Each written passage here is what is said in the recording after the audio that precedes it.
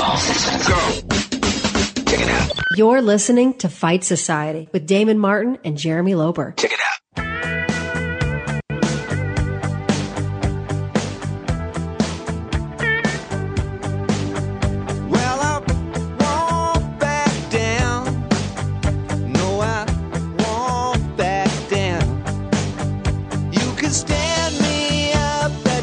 All right, man, isn't it tragic? Tom Petty, man, 66 years old.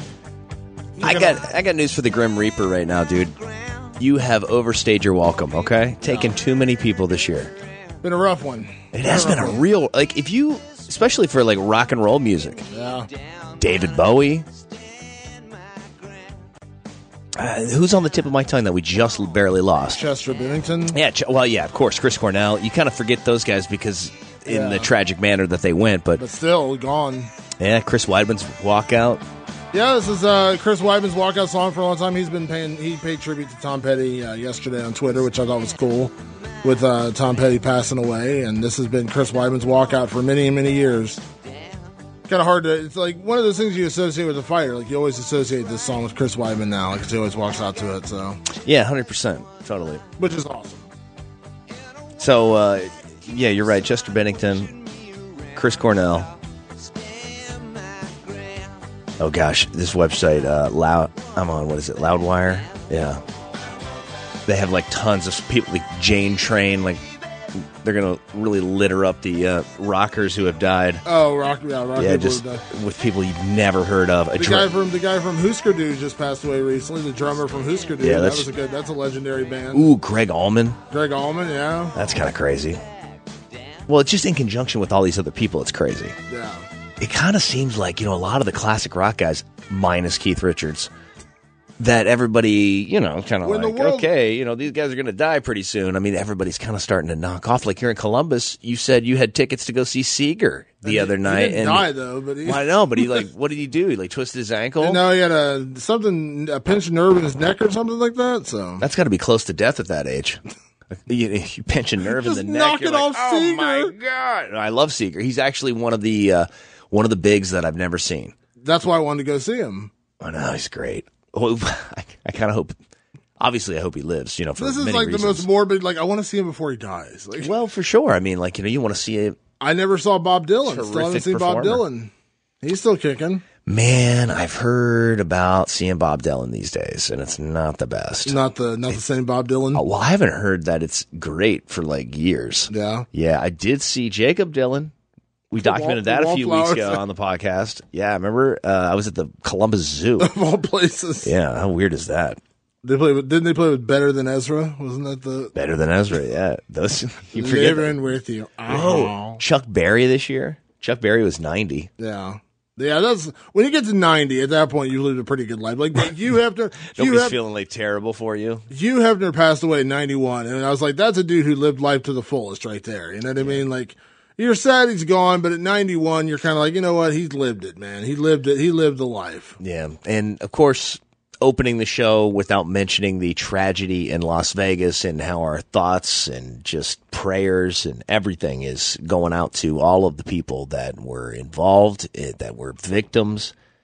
I mean, from police, the first response teams, I mean, just the absolute heroes out there, just prayers and thoughts. And I hope everybody that was involved can have, at the end of the day, some kind of peace of mind. Yeah, I mean, you see these stories. I mean, 59 people dead, more than 500 wounded. It's all sad, but then you got to look at you look at the stories of people coming together. They literally had to turn people away. Donating blood because so many people showed up to donate blood yesterday. They actually had to stop and say come back tomorrow because so many people had shown up. You hear stories. I think what was the guy's name?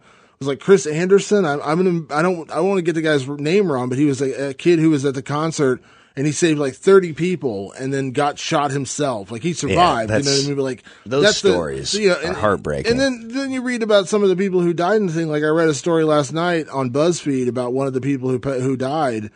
It was a husband who jumped on top of his wife when the gunfire started. Yeah, the guy from Tennessee. And he got shot and obviously passed away, and he protected his wife. You hear those kind of stories, it's just man, it's heartbreaking. And Vegas is so close to, obviously it's the home of the UFC. UFC 216 takes place there this weekend. I always call Vegas my home away from home because I spend so much time there.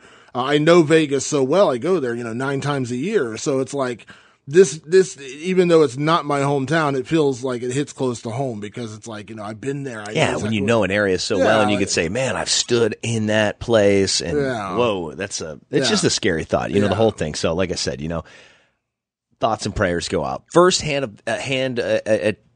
business at hand, easy for me to say, Johnny Hendricks heading to the Jackson Wink camp. What do you think? I think it's a good move. I think the thing that Johnny has been missing lately is a really good team around him. I think everyone knows that he left his old management team and Team Takedown, they kind of built camps around him. And he'd had some struggles with that, and he left those guys. And then, he had been training at, the Oklahoma State Wrestling Room and doing some other stuff like that. But you just really wonder what kind of training he was getting, how thorough it was, what kind of sparring partners he had. I don't think anyone is going to get worse training under Greg Jackson and Mike Winkeljohn. I think you can only get better. And I think the quality of, sparring partners, training partners. Goes up, times a million. Yeah. So he's fighting at 185. So who else is there at 185? At 185. You got Brian Stan retired. Yeah, Brian Stan retired. Derek Brunson is part-time there. He's fighting Lyoto Machida coming up. He's there. I looked at actually what's funny is I actually looked at the Jackson Wink gym list a couple weeks ago. So it's man, I can't remember how many people train there now. When you look at the list, it's pretty extensive. Guys, but their training is weird. It's not so much home gym anymore. Type things. Guys are just going out for camps. Cowboys established his own camp.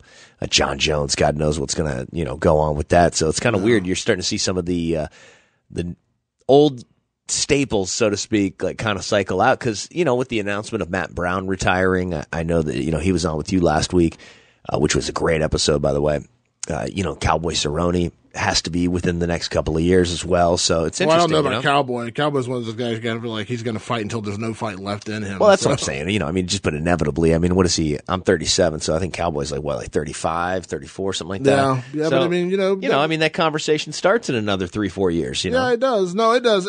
But I think Hendricks. I think this is a good move. It shows that he's serious about getting better. It shows that he's serious about bouncing back. I don't know that 4 weeks at Jackson's is really going to help him ultimately come back from what he's dealt with the weight cutting issues. And then, at UFC 217, he's taking on this guy named Paulo Borrachino, who is just a freaking beast. That guy's a killer, too. 10-0, 2-0 in the UFC, two knockouts. That's a dangerous guy to fight, especially off Hendricks coming off getting knocked out by Tim Boach. But that was such a mismatch. That was Pride-style mismatch. Tim Boach and Johnny Hendricks. I was like, whoa. Yeah. Dude is legit 205. Johnny's a 170er. Come on, let's be honest. Yeah, he got knocked around. I'm like, that was 2 weight class difference there. And that's why they have weight classes. Come on, let's be honest. But Johnny's had his struggles, because I think Johnny is a natural welterweight. He's just never been able to get his body under control to keep it there. And so now he's fighting a middleight as a very undersized middleweight. He's 5'9". Well, I think he saw what's real. You saw in his younger part of his career, he could make the weight certain times. And then as he got older, your body changes, the bones get bigger. But Johnny, it's different though, because I think that he's self-control. Yeah, he let himself get away from it because there's guys. Look at Matt Brown. Not to keep coming back to him. Matt's what is Matt 35, 36? He's still. It's always a tough cut. It's never easy. But he was never body fat. No, but that's what I'm saying. Discipline, I understand the point of getting older, adding size. I get all that. I totally agree with that. But I think, Johnny didn't really even come to prominence until he was in his 30s. You know what I mean? He didn't really even come. No, you're right. Yeah. It's only been think about that. That's the guy who fought George St. Pierre. The last time George St. Pierre fought 4 years ago was Johnny Hendricks. UFC was at 167 the in best Vegas. Johnny Hendricks. That was when he fought GSP, lost a real controversial decision, and comes back and beats Robbie Lawler to become the champion. That's 4 years. That's less than 4 years ago. So it's not like this guy is just How old is Johnny? He's in his 30s. Yeah. I don't know how old he is, but he's in his 30s. But just think about that. 4 years ago. Less than 4 years ago when you think about Willie when he's at his peak. When he was on that streak when he's knocking out Martin Kampman and all those guys. But you think about the loss to GSP and then he goes on that, where he goes out there and beats Robbie Lawler and has his, wins his title. So we're talking about 2014. It's 3 years ago. 34. Can that be right? Yeah. Is he only 34 years old? I think that sounds about right. 35. I thought he was maybe 35, but yeah, that sounds about right. But I mean, think about that. 4 years. So, or 3 years really, when you look at the Lawler fight. So it's like, I understand, I mean, listen, there's no right or wrong way when somebody falls off in this sport. You know what I mean? Like, there's no predictor. You know what I mean? Like, you look at a guy like, it's like Chuck Liddell, who is a legend. You know what I mean? The guy used to have a concrete chin. I mean, the guy could get hit by anybody and he would just look, it was like, getting flicked. You know what I mean? Like, he would just look at you and be like, you hit me? Bitch, here's a right hand right back at you. As he got later in his career, he started taking more damage. He got knocked out by Rampage. He got knocked out by, when it came to the end of his career, he got knocked out by Rashad. Remember that one? There's no perfect answer of when they got to go. You know what I mean? I lost a lot of money on that fight. On Rashad and Chuck? Mm-hmm. I was at that fight. Betting with my heart. I was at that fight. I remember I've never, in all the years and the almost 15 years I've been covering the sport, I have never heard a crowd go more silent than when Chuck Liddell got knocked out by Rashad Evans. He got clocked. Well, that was at the height of the Iceman. Everybody's like, this is the dude. But he had been fighting a little too long, because that's what always happens. It's like, in the fight game, like, you're so popular at the wrong time. It's the oldest you've ever been. And it's like, oh man, this is dangerous. But everybody starts talking about all the old stuff you used to do. Yeah. And the Iceman legend was like at an all-time high. It was like equal to Stone Cold in wrestling. This was like the guy, the legitimate, just absolute killer. Oh, I heard he went to jail. Like, all this. I heard he does coke all night before the fight. He doesn't even care. He's an animal. Yeah. Right hand. But what do you hear about this, though? Like, what's the deal with Chuck coming to fight in Bellator?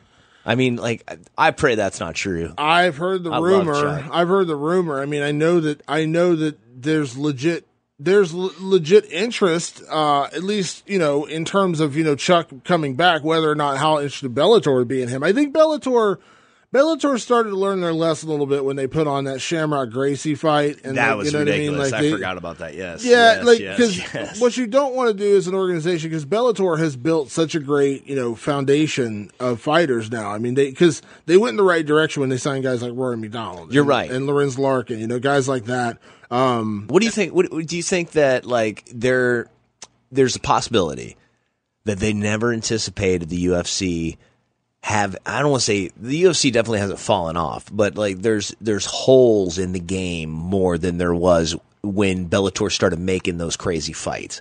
Like, I kind of think that they were headed down that road, and then they were like, pump the brakes. Yeah. Like, we can go legit. Hang on a second. Yeah. When they started getting some of the legit free agents, I think you saw that. And, when they signed Benson Henderson, they signed Rory McDonald, and, guys like that. Yeah. And they're filling the coffers with names and, solid names. They're not overspending on people. You know what I mean? Like, if you look at the payroll from this last Bellator card, which is a great card, they're not overpaying for guys. You know what I mean? Like, they're getting guys. But what Bellator offers that the UFC doesn't right now is that guys get sponsors, which is a big deal. So a guy making $50K in Bellator may not sound like a lot more money than what he's making in the UFC. Like, I'm just saying hypothetically, I think Benson Henderson made 50 or 60K. But at first glance, for his last fight, which, that's pretty comparable to what I think he was making in the UFC. And you're like, whoa, what was so bad about the UFC? Why did you leave? Because when you tack on sponsors and you're making 10, 20, 30 grand a fight, and not everyone does that, but like, I know for a fact Ryan Bader, who was making like 75 or 80K a fight, 80 and 80, let's say, 80,000 to fight, 80,000 to win in the UFC. Now, 160 grand, that sounds good. But then he's leaving, and I know for a fact he was leaving another 80 grand on the table. He had sponsors willing to pay him 75, 80 grand a fight. So when you think about it that way, 160 grand to win, and then you're leaving another, you could be making 250 easy. That's where the difference comes in with what Bellator. That's a big deal. So Bellator may only be offering the exact same money as the UFC, but then for some fighters, not everybody, not everyone's going to benefit. But some fighters, like the Rory McDonalds of the world, the Ryan Baders of the world, when you can tack on an extra 50K a fight, when you're going to be making, 10K maybe in Reebok sponsorship at the UFC, I mean, 40K, 50K, that's a lot of money. And fighters have a very short shelf life. What you're making now, in theory, is going to last you for many, many years to come. Yes. That's the rest of your life. Like, think about what 40 grand means to you and me. You know what I mean? Oh, yeah, if somebody's like, oh, by the way, Loper, your morning show's going really, really well, but you're going to cut your pay by 40 grand a year. You're cool with that, right? Yeah, I mean, you know what I mean? Yeah, you'd think, whoa, what am I going to do? What's going to happen? You know what I mean? Like that's how severe it is for some of these guys. And so Bellator is offering them that. And while I know for a fact Bellator sponsorships aren't as lucrative on the whole as UFC because they don't have the exposure and they're not as big. They're big, but they're not as big as the UFC. Then, that's the name of the game for certain guys. Not, like I said, it doesn't work for everybody. Not everyone's going to go to Bellator and automatically all the sponsors are going to be like, oh my God, we're going to pay you, exorbitant amounts of money. But for certain guys like Roy Nelson, who just recently left and went over there, had a big win a couple weeks ago. Yeah, if you can make 50, 60 grand on sponsorships, makes sense. Can I just back it up one time? Jay Giles passed away, 71 this year. Did he pass away this year? Lost him. Lost him so fast you didn't even know it. Little centerfold action? Like an angel in the centerfold. And you speak of angels and centerfolds, ladies and gentlemen, maybe one of the sexiest on the UFC roster.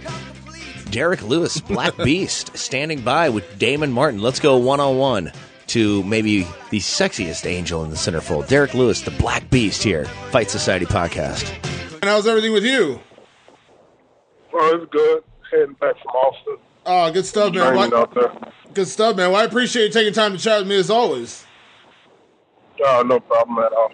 So how's everything, man? I wanted to kind of start off by asking you about the, the stuff you were doing in Houston a few weeks back with the hurricane, man. I didn't talk to you around that time, but I was just so impressed with everything you did, man. I thought it was amazing. Yeah, I appreciate it. How is everything in Houston now? Yeah, everything just really coming back to normal, going back to normal. A couple of streets just finally opened up this week. People's houses really still tore up real bad right now, though. Yeah. I mean, like I said, I think it's awesome that you stepped up for your community. I know how much you love Houston, and it felt like you really wanted to go out there and help everyone you could. Yeah, for sure. That's exactly what it is. It didn't matter who they was. It just felt good just doing it. Yeah, absolutely. So obviously, fight is just around the corner, literally a week away from now, man. How has training camp been going for this one? Training been going real well. I'm training harder than I did my last fight. My last few fights, actually. So my last few, I really haven't trained, put in the conditioning work like I should have. And really almost just barely getting by with the training that I was doing. And, I believe everything happened for a reason. If I would have been wrong with the type of training that I was going through, then I would never have become a champion by training the way I did. And everything happened for a reason. Yeah. You said very frankly after the last fight, I mean, you even talked about, the possibility of retiring, and you were dealing with some injuries and stuff like that. I mean, how much better do you feel right now mentally and physically going into this one? Yeah, I feel real good. I gave myself the chance to train the hardest I ever did, eat best I ever have, and just putting all the cards on the table. I'm giving myself a chance. Shouldn't be nothing, no excuses, anything like that. No if, woulda, coulda, shoulda, or nothing like that. So we'll see how everything goes. Yeah. How was that? I'm excited to see how this Derrick Lewis perform as well. Yeah. What's the biggest difference in training? Is it the conditioning? Is it just, you tell me, like, what's the biggest difference you're feeling now versus, like, let's say your last fight? Like, what's the biggest difference? My last few fights, the only thing I really did was just do pad work and Stairmaster. That's about it. That's all I did. Nothing, no jiu-jitsu, no running, no jogging, and nothing like that. That's all I've been doing the last 2 years. Oh, wow. So that's it. Yeah. No running at all. So kind of give me an idea of what this camp's been like. It's pretty much the same thing. Stairmaster, running, hitting pads, doing jiu-jitsu, eating right. Finally eating right. That's probably the longest I ever went consistently. eating a healthy diet. Yeah. You know, and I got a strength and conditioning coach. I'm back with him. You know, I haven't had one in 2 years. I started with him when I first started my UFC career. Then he moved away. He just moved back a few months ago, and now we've been on the road ever since. Nice. So when you come out of that last one, I mean, obviously, you know, you could get any number of opponents, and I know you've always told me it's never really about the opponent. You like the ranked guys because that means you're going to get closer to a title, and closer to a title means better money. Were you happy that you got a guy like Fabricio Verdum coming off that last fight? Yeah, for sure. I had called, my managers, and we all had tried to set that fight up before. I believe last year, whenever Kane got injured, and Fabricio had turned the fight down, and now he's calling me a chicken and this and that, and saying that I won't fight him. And I told the UFC, I would like to fight Fabricio since he's calling me a chicken. But they already know that he already turned the fight down with me last year before. What do you think of a guy when something like that happens? Because I remember that when Kane, the neck injury thing, I remember that when he had to drop out of that fight and Fabricio didn't have an opponent and all that kind of stuff, and now he's coming back and saying these things about you. I mean, does that, I don't know if it gives you more motivation or makes you just like the guy less, but I mean, what do you think when an opponent says that kind of stuff? Oh, nothing at all. He's the type of guy that really just, he's a jokester, so I don't care about that. He can say anything you want. That don't mean anything. No, it doesn't bother me. Yeah. Did you see him get into a Tony Ferguson yesterday? Yeah, I just seen it today. What'd you think about that? I believe he's just frustrated. You know, he should be main card or somebody's card. I mean, I feel like that. He's feeling like the UFC is really pushing him out the way. You know, I also think that he thinks this is an easier fight for him than the Mark Hunt fight, because he was supposed to, Mark Hunt had wanted to fight him. He told Mark Hunt no, he didn't want to fight him, saying that he's not going to be ready in time. And the same week, he wound up calling me out instead of fighting Mark before Mark signed his fight contract. Yeah. And so he's just going to... I got news for him. I ain't gonna be the same fighter you seen me in my last fight. My last few fights, even the fights that I won. Yeah, you'll see a big difference in me, in my body shape and everything. Yeah, it's funny because a lot of your fights in the UFC, you've had such a dominant ground game. Anytime the fight goes to the ground, you've really punished guys and put them out. Obviously, everyone knows Fabricio for his jiu-jitsu, what he does on the ground with his jiu-jitsu, but you faced a guy in Gabriel Gonzaga who is a world-class jiu-jitsu guy. Obviously, you knocked him out. How confident are you if this fight goes to the ground that you can not only stay out of his submissions, but you can punish him for it? Oh yeah, I'm hoping that he does pull guard. Even if he pull guard, I'm still the type of whole head guy that's going right in his guard and still try to knock him out. Yeah. What have you thought of Fabricio's last couple fights? I mean, he got knocked out by Stipe, no shame in that. Obviously, he had the fight with Travis Brown, and then he had the fight with Overeem, which was kind of an ugly fight. But I mean, what do you think of Verdum in terms of what he's looked like recently? I don't know. He's really up and down. You never know what you're going to expect with him. Sometimes he's going to come out with a flying kick. Sometimes he's not. Sometimes he's just going to be a stationary target. He really don't. A lot of his fights, he don't move around as much. He just walks. He's around 235 or something like that. He doesn't. Sometimes he doesn't move like he's 235. He moves like he's heavier than that. I don't know. I believe it's just slow for me. Yeah. I don't think he's going to have the same speed to keep up with me. Yeah. Well, I saw another interview you talked about you're going to be moving around like a welterweight in there. Yeah, that's the goal is right now. Actually, I'm going to another training session right now. I'm trying to making sure my conditioning is on point. I'm feeling, I'd say about 90%. I'm having a little bit of a knee issue right now, but everything should be fine and dandy this time next week. Yeah. Do you kind of feel like, with, everything you talked about, the last 2 years of your training, I mean, do you feel like this will be the best Derrick Lewis we've ever seen?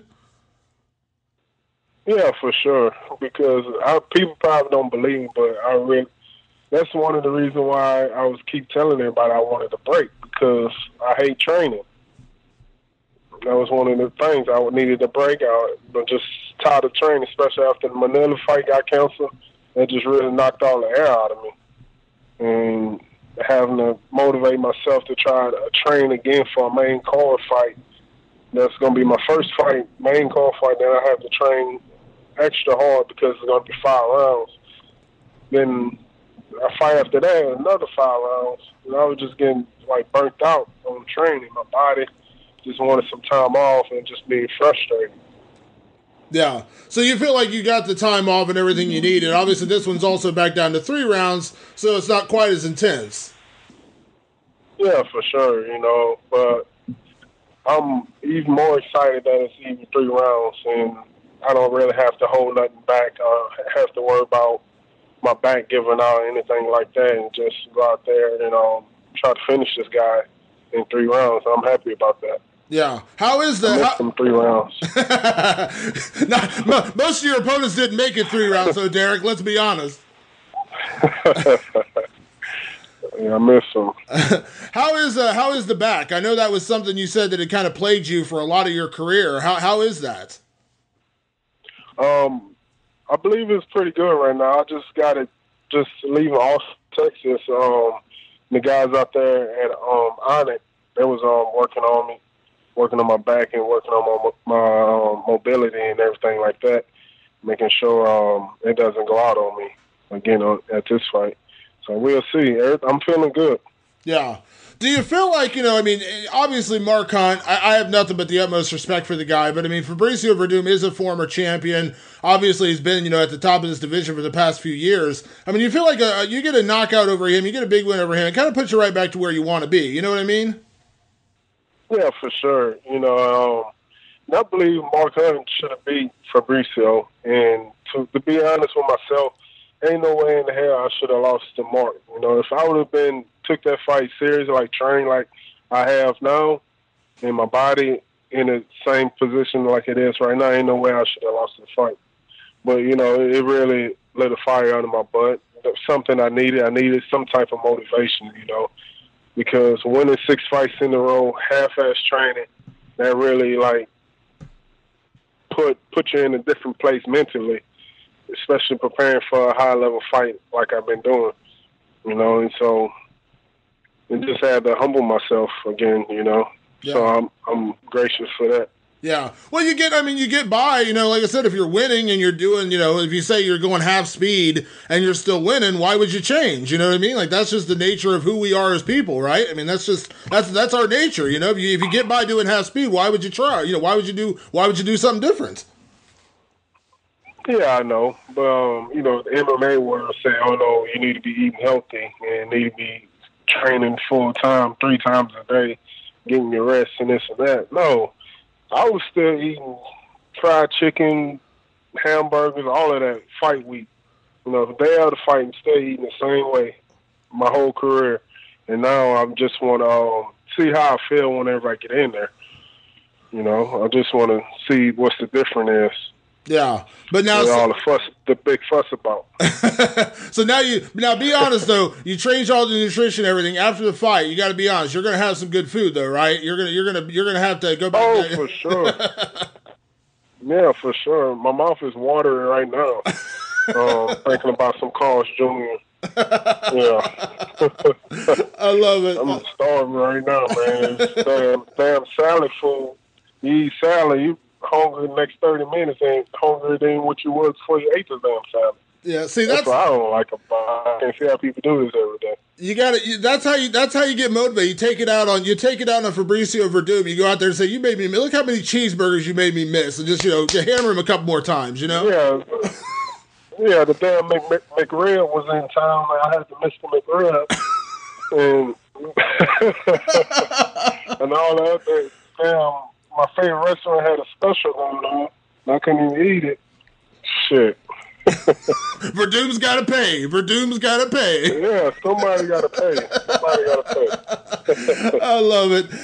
Derrick, it's always a pleasure, man. You know I love catching up with you. You know I love talking to you. I really appreciate the time, man. As I say this in every time we do an interview, and I know I say it every single time, but I still say this. You do still have the best social media in the UFC. I saw your Paige Van Zant advice. I was impressed by that, and yeah. My phone was hacked. Actually, it was hacked. Oh, okay. Okay. Yeah. Derrick, it's always a pleasure, man. Obviously, safe training the rest of the way these last couple of days, man. Safe travels out to Vegas, man. Best of luck in the fight. And I always appreciate you taking the time. I appreciate you, man. No problem. All right. Talk to you soon. All right. Bye-bye. My friend, Derrick Lewis. I mean, good job, dude. Getting some out of the Black Beast. Derrick Lewis always makes me laugh. That dude is not only hilarious, but I mean, he's like, if you were going to have a fighter take over your Twitter account to make it better, or your Instagram to make it better, he would be the number one voted fighter. That was my favorite quote from that interview when he talked about, I asked about the Paige Van Zant thing where he did that, and he said, my Twitter was hacked. Joking. Of course, Derrick Lewis is the best. Like, it's so, dude, that dude cracks me up every single time I interview him. He's hilarious, and he's just a nasty beast inside the cage. He's got a nasty matchup on Saturday, man. I know, Verdum's no joke. And this is a guy who has had some roadblocks. Yeah. He had like a clear shot to the title. I mean, the guy was, you're looking at former champion, not that long ago. And he wants to be back in that spot, you can tell. And a win over Derrick Lewis makes him look serious about that. I think, obviously it does a lot more for Black Beast if he goes and knocks off Verdum. Time is ticking away on Verdum. He's 40 now. I think he's going on 40. Yeah, he's going on 41. So going back to that age conversation, that's a real number right there, yeah, 40. You wonder, like I said, at some point, man, it happens to everybody. Age catches up to everybody. And while there are ageless wonders in our sport, like Randy Couture and Dan Henderson, those guys that caught up to them too, though, you know what I mean? For as legendary as Randy was, eventually, Lyoto Machida's front kick to the face will knock that age right out of you. And, Dan Henderson, I mean, listen, Dan Henderson is one of the greatest mixed martial artists of all time. And there's no question. He is a first ballot Hall of Famer in any Hall of Fame for mixed martial arts. Still pisses me off he didn't get inducted last year to the UFC Hall of Fame. But, they just let him into the Baseball Hall of Fame. Yeah, it's so remarkable. But he went through a pretty, tough stretch. You know what I mean? Like, he had some tough losses. He had this, couple fights with Vitor, and you know what I mean? Like, he had some losses. Now he came back, obviously had the big win over Hector Lombard, had the title fight against Michael Bisping to kind of close out his career. But he went through a tough stretch as well. And when you get to that age 40, I mean, like I said, man, Dana White says this all the time. And it's true, fighting is a young man's sport, you know what I mean, or a young woman's sport. It's not a sport that's kind to you as you get older. Now, heavyweights have typically been able to perform a little longer as they get a little older, but Verdum's 40. Time's ticking on that guy, you know what I mean? Time's ticking. There's not going to be that much left, you know what I mean? Look at Anderson Silva, legend, 41. The time, it catches up to everybody, man. And you gotta, the idea of bowing out at the right time is, just so clutch. There's so much research out there now, it's just scary. I don't even want to get into the CTE conversation, but this fight with Verdum and Derrick Lewis, I think is going to steal the card, to be honest with you. That's a great fight. That's a really, really interesting fight. I really like that fight. I mean, listen, I make no bones about it. My favorite fight on this card is Ferguson and Lee. Tony Ferguson and Kevin Lee. Nasty fight. Just a nasty fight between two motherfuckers who love to fight, who grew up fighting, who just know one thing, how to settle business, and that is inside that octagon. There are two fights that are scheduled on paper, like, done, signed contracts that I'm most looking forward to for the rest of this year. And one of them is Cody Garbrandt and TJ Dillashaw. Yep. And the other one is Tony Ferguson and Kevin Lee. And I understand people are going to say that, Kevin Lee isn't as highly rated and he hasn't had as many top 10 wins. I don't care because Kevin Lee is a badass and this is going to be an amazing fight. I don't care because Kevin Lee is a badass is the greatest response of all time. This is going to be a great fight. You know what I mean? Zero fucks because that dude is boss. Okay. Exactly. That's what Damon's saying to you. Exactly. Fuck off if you don't agree. But it's going to be a great fight. Stylistically, these guys are going to scrap and it's going to be a great great freaking fight. Like, I am legit. Like, is it a big fight? Is it a, one of those monumental fights that you're going to talk about and you're going to call your buddies and you got to come over and watch this? It's not Conor and Diaz. I get that. But on skill level versus skill level, Ferguson versus Lee is as good as you're going to get for the rest of this year outside of Cody Garbrandt, TJ Dillashaw, which in my opinion is my favorite fight of 2017 before it even happens. I mean, I'm so freaking jazzed for that fight. But outside of that, Ferguson versus Lee is that good. I told Kevin Lee that. We had him on the podcast a few weeks ago, and I said, I'm legit serious when I say your fight and this fight with Cody and TJ are my two favorite fights for the remainder of the year. Now, that may change a little bit if Max Holloway ends up fighting Frankie Edgar, as rumors are persisting for UFC 218 in Detroit. That's a great matchup. I make no bones about it. Max Holloway, Frankie Edgar, two of my favorite fighters in the sport. That's a tremendous matchup, but Definitely. It's not signed right now. So until it's signed, Ferguson versus Lee is a damn good fight. Look at what Kevin Lee did to Michael Chiesa. You know what I mean? Talked all that trash, talked all that smack, and then went out there and just assassinated the dude inside one round. Now, that was a little controversial.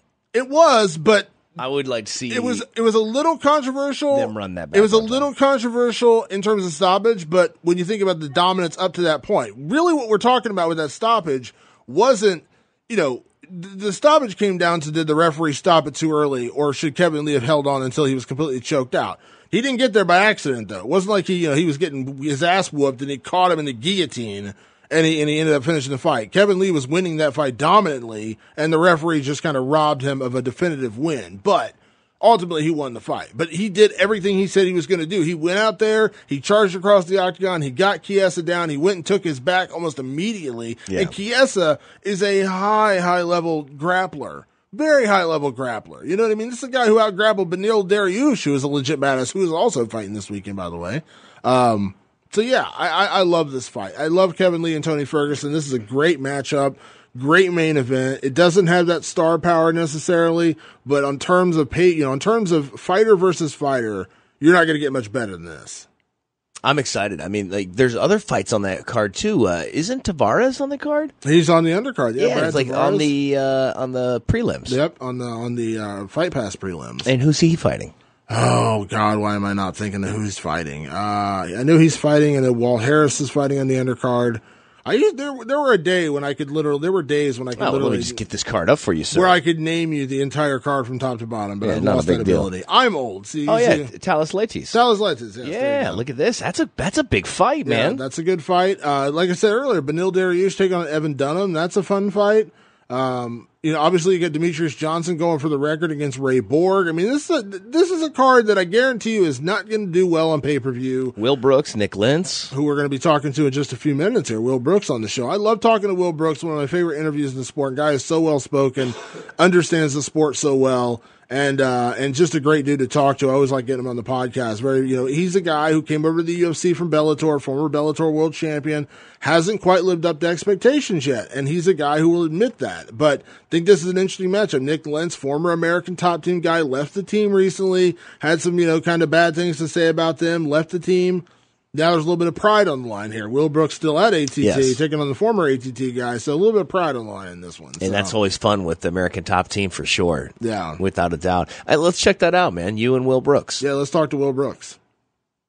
As UFC 216 fast approaches, one of my favorite guests to get on the show before his fights, he returns to action next weekend.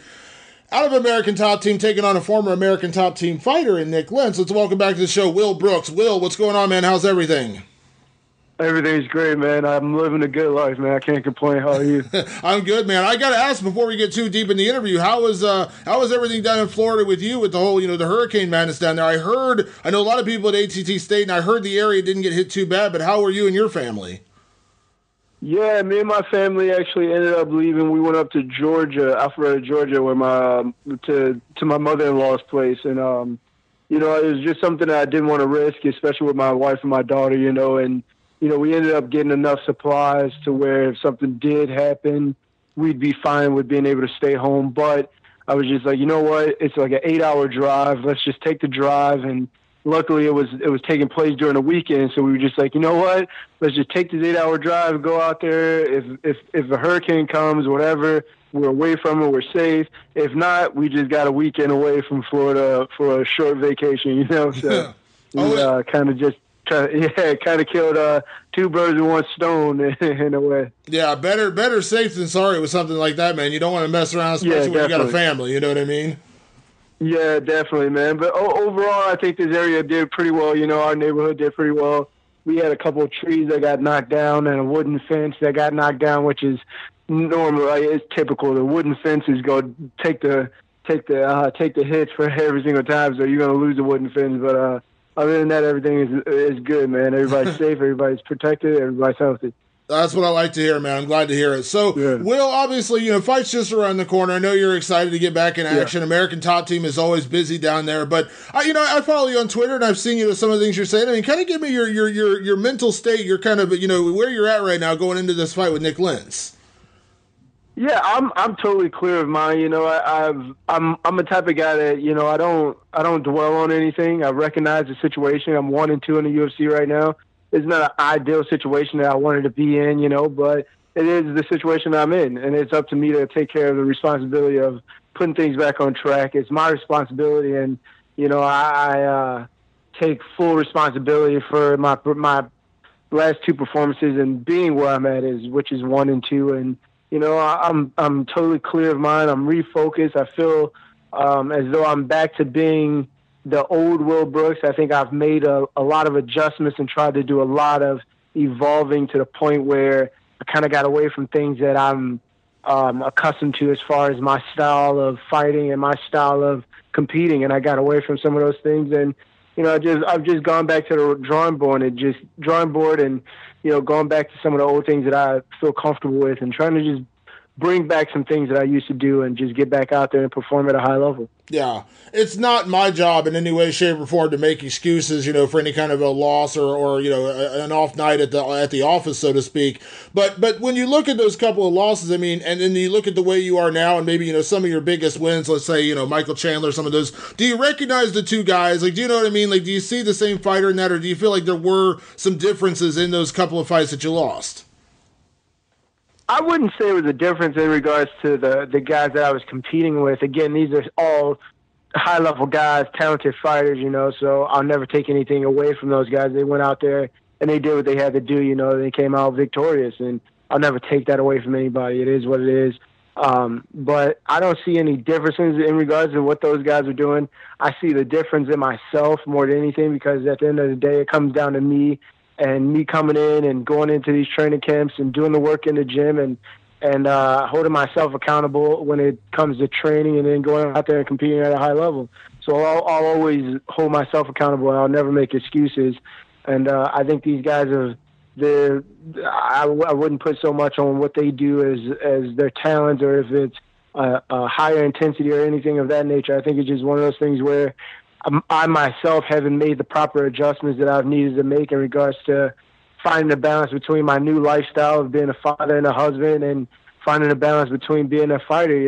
I haven't done the right things. I haven't taken the right steps to find that balance. And by doing so, I put a lot more of my effort and my time into taking care of my wife and daughter, which I should be doing, which in a way kind of took away from my training, my mindset, my motivation.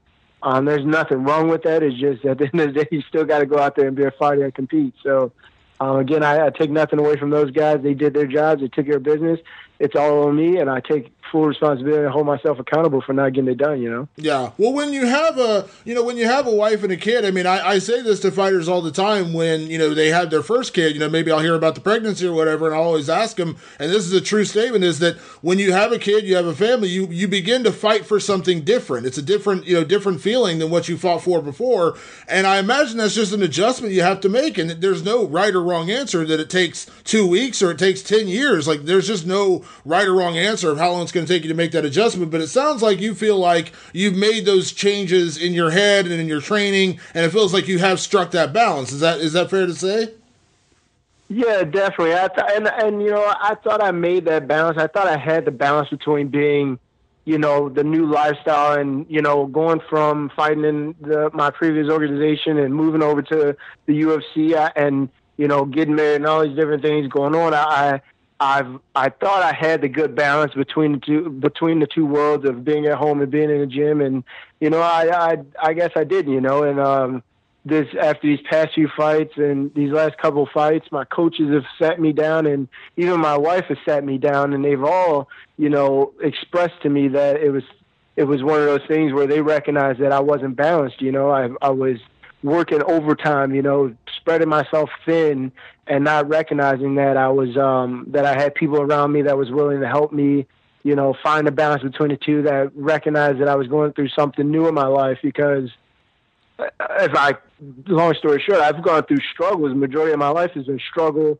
All the victories that I've had has been motivated off of being bitter and upset and angry and being, why does that guy have this and I don't have this, and all those things. So when you have that taken away, and all of a sudden you're in a happy place, you have your wife, your daughter, your house, you have money to take care of your bills, you have all these different things.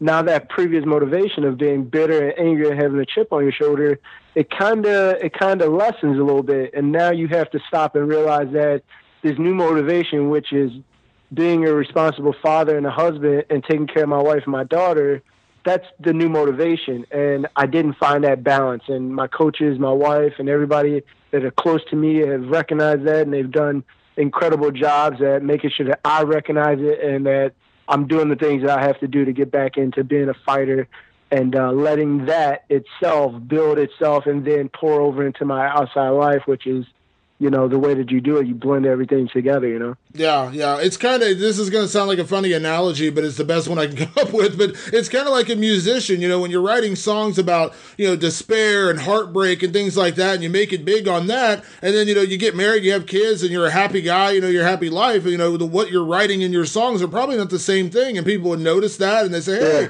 what happened to those, sad love songs you used to write? Now you're all happy, and like, what's going on? Like, I imagine it's kind of the same thing for a fighter. And I know it sounds funny, but I mean, that's what you know what I mean?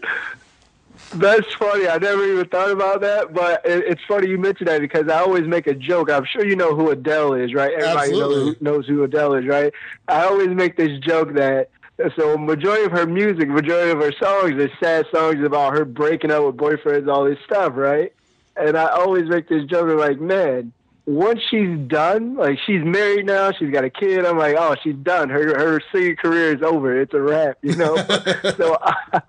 So it's funny that you say that, because now that I sit back and I think about it, it's like, oh, wait a minute. I think I'm Adele. I'm Adele right now. So I got to kind of flip the switch and get back on top of things, Yeah, that's funny. Let me ask you, well, now that you kind of have everything right, in your head and the balance is struck, and you mentioned the conversation you had with your coaches, because I know how close you are and what a big part of the team you are down there at American Top Team. And I don't know, you tell me, does this fight feel a little more special to you, a little closer to your heart, because you are taking a former teammate? Nick Lentz is a guy who trained at American Top Team for quite a while. He ended up leaving, and we'll talk about that in a second. But I mean, is there a little part of you that's maybe not only fighting for yourself, but maybe for a little bit of that American Top Team pride in this one?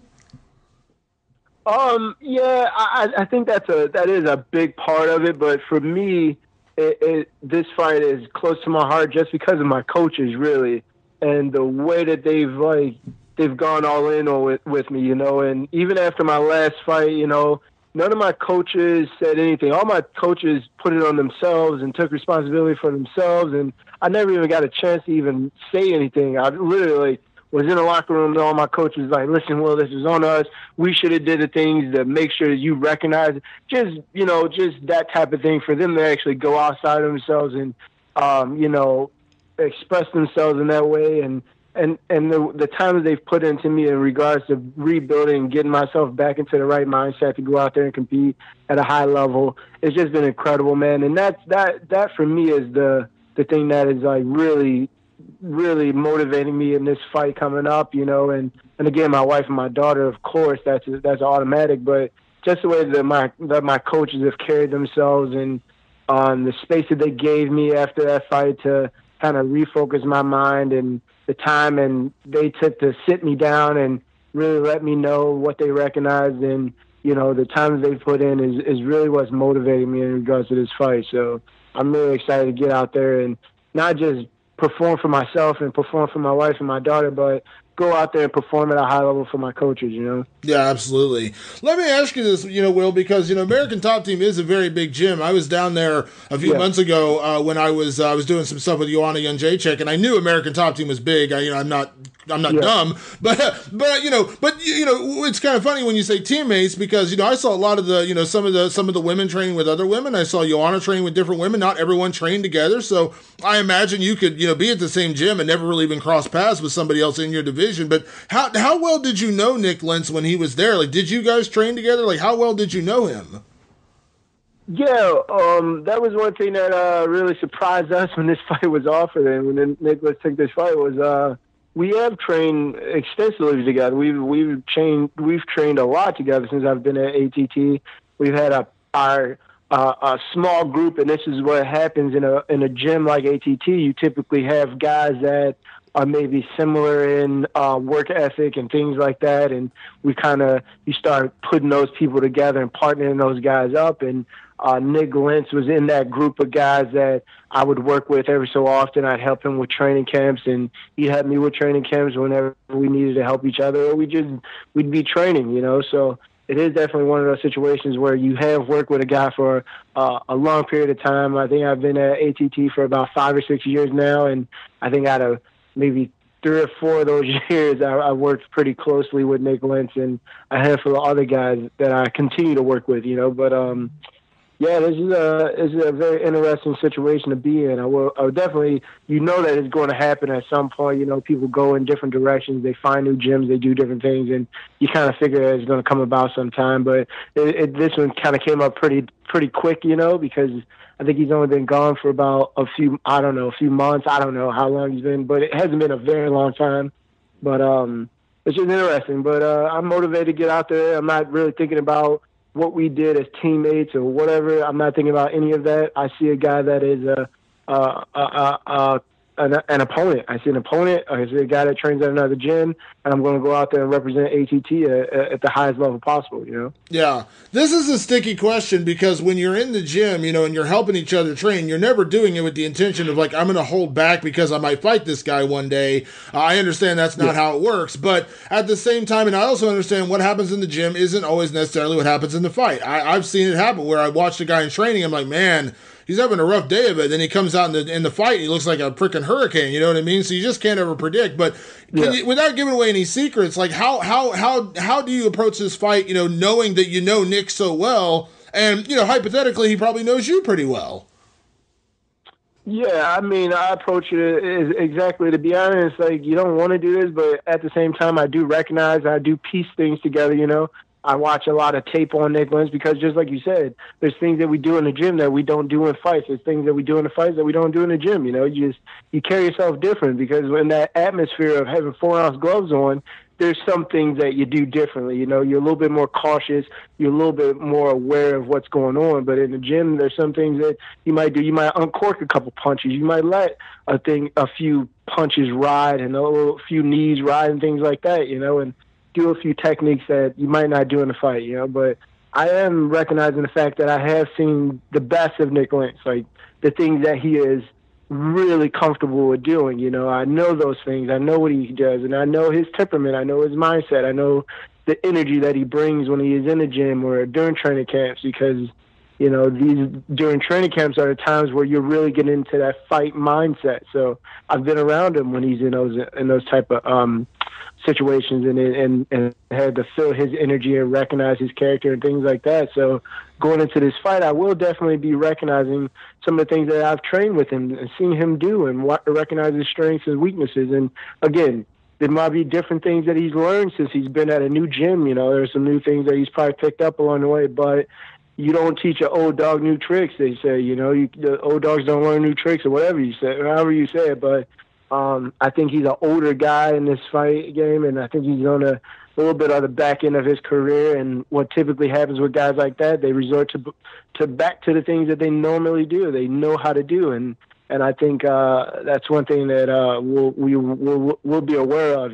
So we're going to make him uncomfortable, make him go back to some of the things that he typically does, and we'll be strong in those positions, you know? Yeah. Is there a part of you in your head, Will, as you go into this fight, because it is a moment for you where you talked about, you kind of got your head right, you kind of struck that balance, and obviously this is the guy you used to train with. Is this in your head? And I don't want to put pressure on you going into the fight, but I'm just kind of curious. Like, do you feel like this is the moment where UFC fans, not necessarily people that saw you in your other organization, but in UFC, this is the first time we're going to see the real Will Brooks? Like, is there any part of that as you go into this fight where you kind of get everything right, and now it's like you finally get to shine?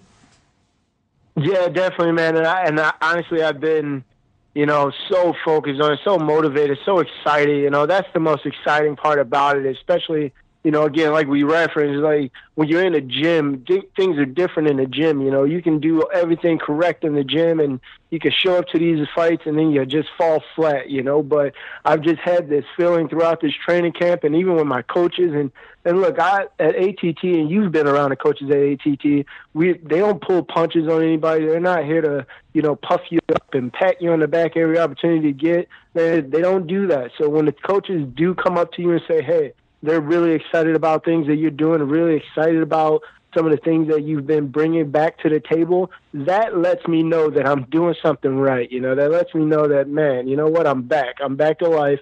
I'm coming back to life. And October 7th, I'm going to put it on display. And again, when my coaches, because I never pat myself on the back. I'll never pat myself on the back. I'm very critical of myself. I don't care if I have a good day. I'll always find something that I need to continue to work on.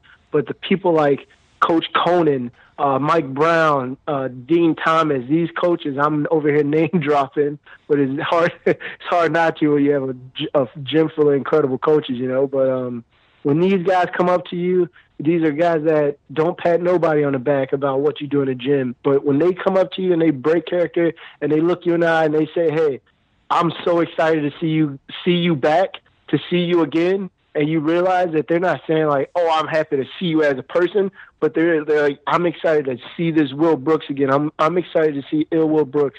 You're back to who you need to be. So I'm very excited about putting that on display in that octagon October 7th. And unfortunately for Nick Lentz, he's kind of put himself in the line of fire. And unfortunately, I'm gonna have to put on a show on his account, and I'm gonna send him home.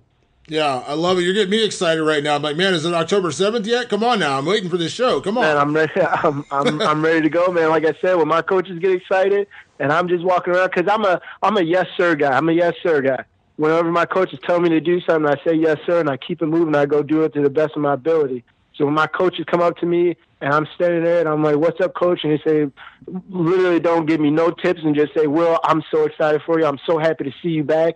Blah, blah, blah. I'm like, hell yeah, let's go, man. I love it. Well, Will, I always appreciate taking the time, man. I'm super excited to see you back in there. If you walk out to Adele, it might be a little strange, but, I'd understand it. But as always, man, I appreciate taking the time. Obviously, safe travels out to Vegas, man. Best of luck in the fight, and I always appreciate taking the time for me. Oh, thank you, man. I appreciate the help. Thank you, man. Thank you. Talk to you soon. All right, take care. Bye-bye.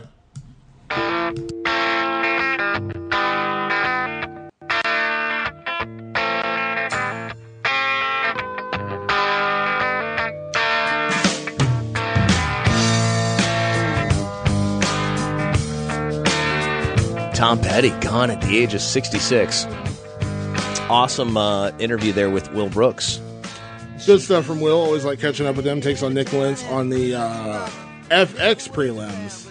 Yeah, what's up with this, man? Why is everything shifting? Now things are on FX, and then they had a new one like FX, like porn, XXX, FX. Like, what's the deal with these guys? Yeah, the FX one is not that unsettling because FX is obviously a very big network. What it all comes down to are contracts with, baseball being on FS1, I'm assuming. It's obviously coming up in playoff time, so it's baseball time. But, September 30th just passed us, and September 30th was the deadline. The exclusive negotiating period, between the Fox and UFC has come to an end. So now, now it's open season, which means anybody and everybody can make a bid on the UFC's television rights. So are they trying to lowball them or what? No, I didn't think they were going to get a deal done during this time anyways. What the exclusive negotiating period really comes down to is Fox making an offer and the UFC saying we're going to take it or leave it. I don't think it's a lowball offer. What I think it ultimately comes down to is the UFC was probably going to turn down just about anything because they want to see what else is out there. I mean, that's just part of that's part of negotiating. You don't take the first offer that's thrown to you. You know what I mean? Like, when you negotiate a contract, even as an employee, you and I, if somebody says, "Hey man, I'm going to pay you, $50,000 a year." All right. Well, I could live on $50,000 a year. That's pretty good. But let me weigh my options, and maybe somebody else comes in with an offer for $70,000 a year. And so, that's ultimately what it comes down to. I never thought they were going to re-up with Fox during this negotiating period. They may have a great partnership and they may stay with Fox ultimately, but they're going to see what else is out there. They're going to play the field. This is the nature of free agency. We always talk about fighters getting into free agency and testing the waters and, seeing what you're worth on the open market and what guys like, Rory McDonald and guys like that have cashed in on versus other guys like, like a Joe Duffy who just re-signed with the UFC or something like that. You got to see what's out there. And so that's what this is going to be. This is going to be a time for the UFC to get offers from people like NBC and Turner and Amazon, who I think is going to be a serious player in these television rights deals. Amazon, huh? Yeah, Wouldn't that be weird? Amazon, at least for a part of it. So they're gonna start taking some offers, and I think you're gonna start. It's gonna take some time. I don't think we're gonna have resolution necessarily by the end of this year, but I think early next year we're gonna start to see some things really start to come together because obviously the TV deal runs through 2018, so they have Fox through 2018, and then they gotta figure things out. Are they gonna stay with Fox? Or are they gonna move to a different network? My gut says they're gonna move to a different network. And do you think Showtime would play a hand in I that? had somebody tell me about Showtime the other day, too. Steven Espinoza? See, I think people discount how little Dana White gets along with Showtime. Like, people forget Strikeforce was on Showtime and how volatile that relationship was. And also, the thing with Showtime, as much as Showtime, Steven Espinoza may say, well, we'd be crazy not to make a bid on the UFC. He doesn't make that decision. Les Moonves, the guy who runs CBS, is the one who's going to make that decision. And from my understanding, CBS isn't interested in the UFC. Now, that could change. Obviously, the landscape of television changes every day. They could decide tomorrow, hey, we've got the CBS All Access, we've got the CBS Sports Network. We want to get the UFC and build our network the way that they built FS1. Because it's not like they're uninterested in mixed martial arts because they carry several regional promotions on CBS Sports. And they were also home to the Elite XE at one time. There are, but there's a big difference between that and spending $450 million a year to get the UFC. No doubt. So definitely would give them an advantage. From my understanding, CBS is not one of the players involved. Now, again, that can change. I mean, that's part of television rights deals, and things come out of left field. But from my understanding, they're not interested. And as much as everyone wants to tout Steven Espinoza's power, and he absolutely does have power, he's not the one who's going to ultimately make that decision. That's a Les Moonves. Yeah, that's a Les Moonves decision. I worked in the radio division, and he made all the decisions in the radio division. There were bosses, but Les runs that company. Yeah, so that's going to come down to whether or not he wants the UFC, and I've heard that they don't want to get involved in that business. So I think NBC will be a player. I think Turner will be a player. I mean, they've got TNT, TBS, True TV. I think that's a possibility. There's a time slot like the UFC 8:35, right after Andy Griffith. Exactly, take over WCW's old spot. That's a possibility, and I think Amazon is a player as well. And I wouldn't discount. I said this. I did an article last week, but Apple's getting involved in television. They're doing an original programming side of their business now, and they're going to start live streaming sports on the new Apple TV. Now, they haven't said that they're interested in exclusive live streaming sports. What they're really talking about right now is live streaming from other people's apps. Like if you want to watch ESPN or you want to watch, Fox or whatever app is on Apple TV, you can stream it and, they're setting it up for a sports tab. But Apple has, I think last time I checked, more than $250 billion in just loose cash. Like they just have it on hand. I mean, they could pay for the UFC. They could pay the UFC $350 million a year, like with their pocket change. You know what I mean? So I don't discount Seems Apple like a great getting problem involved. to have. Yeah, so I don't think Apple getting involved is out of the question, especially considering the youth demographic that the UFC has. When you also tack that on top of there's no other major sports rights coming up until 2021. The UFC kind of is in a good position, even though right now this year has not been a great year for the UFC, and it's not probably going to close out in a great year because Conor probably isn't going to come back till next year. But with all that said, they can still cash in with the big TV deal because there's going to be a need for UFC type programming, and that's why I think Fox has to make a play on this. If they lose the UFC, FS1 has their programming is gutted. without the UFC. But at the same time, the UFC can look at FS1 and say, okay, when we were on Spike, they were, routinely getting 1 or 2 million viewers, per event because Spike was a bigger network. It was more well known. They helped launch FS1. And while it has grown and they do get shows over 1 million views, it's not quite what it once was.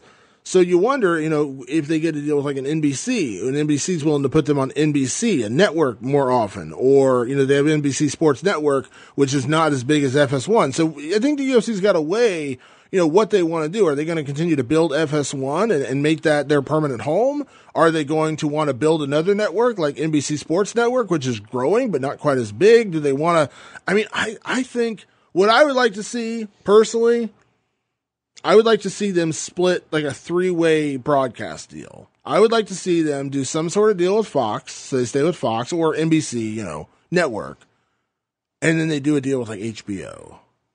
That would be sick. HBO knows how to do sports. You know what I mean? HBO production for like, the big cards. Like, that would put them in direct competition then with your buddy over at CBS. No. Exactly. They need it. HBO boxing is dead. They have Canelo, and that's about it. And that ship is sailing fast, that's for sure. They need something to inject some life into their sports programming, and the UFC would be great. I know HBO has been interested before. Obviously, HBO is dealing right now with the AT&T, merger.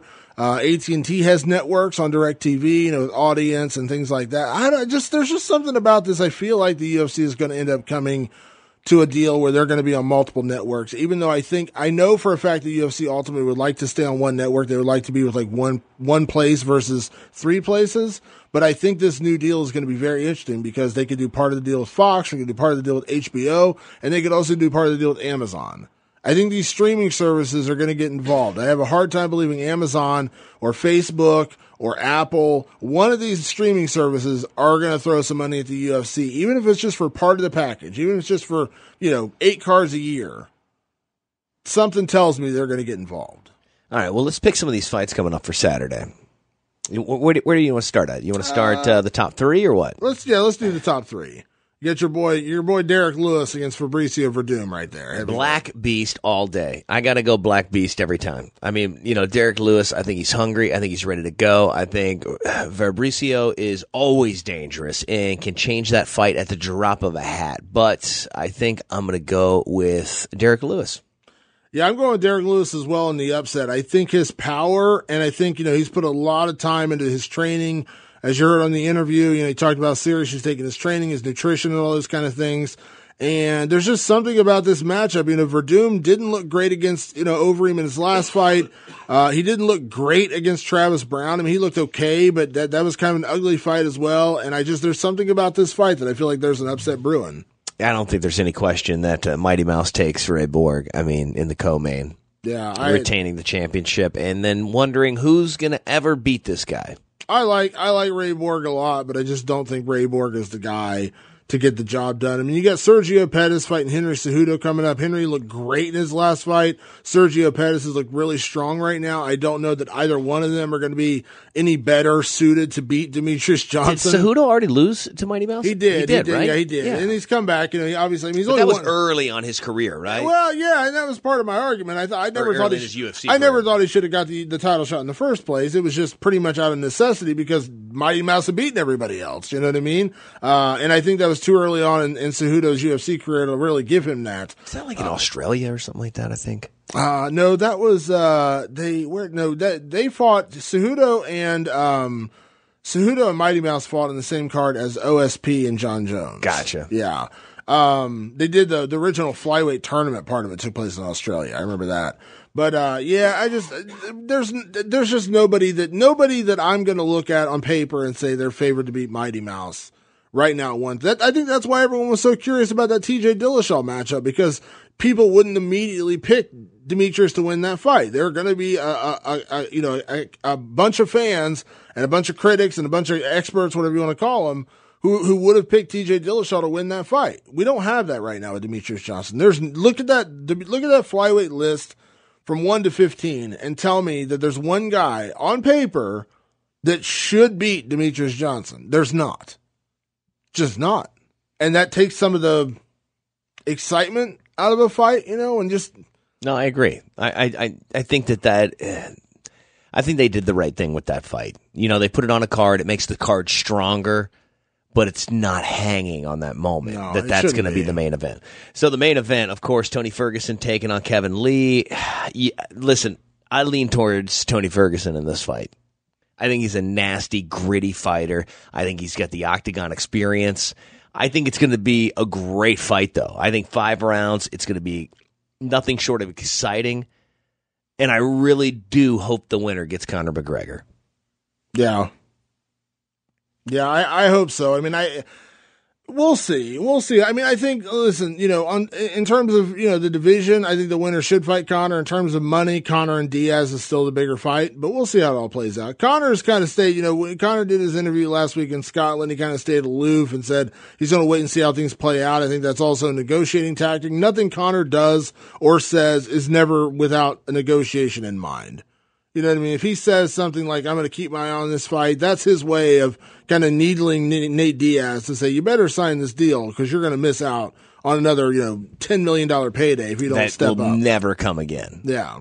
Because who else is he going to fight for that much money? Nobody. So what's your official pick? You're going to go who? I'm going with Tony Ferguson, but it's a tough one. I'm going with Tony Ferguson. I think the experience, and I think he does have the wrestling and the striking to negate a lot of what Kevin Lee does well on the ground. I think Kevin Lee is a beast, but I think Tony Ferguson ultimately gets it done by decision. What about you? Yeah, I go Tony Ferguson. That's what I was saying. I think, his all-around game is just, it presents itself in a better way. Yeah. I think Tony Ferguson for the win, but I think Tony gets the stoppage. I don't think it's going to be a decision. Yeah. We'll see. I say round 4. I say round 4. It's a great card. I really enjoy this card. It's not a star-studded card, but I enjoy this card. I enjoy you, sir. I enjoy this podcast. Make sure you guys subscribe to us on iTunes. You can find us on YouTube, and also check us out on Twitter and Instagram at Damon Martin, at Jeremy Loper. You can check out my website, Loper and Randy, Randy with an I, RANDI.com, Loper and Randy. Thanks a lot for listening, guys. We're back next week. Yes, we'll see you next week. Fight Society.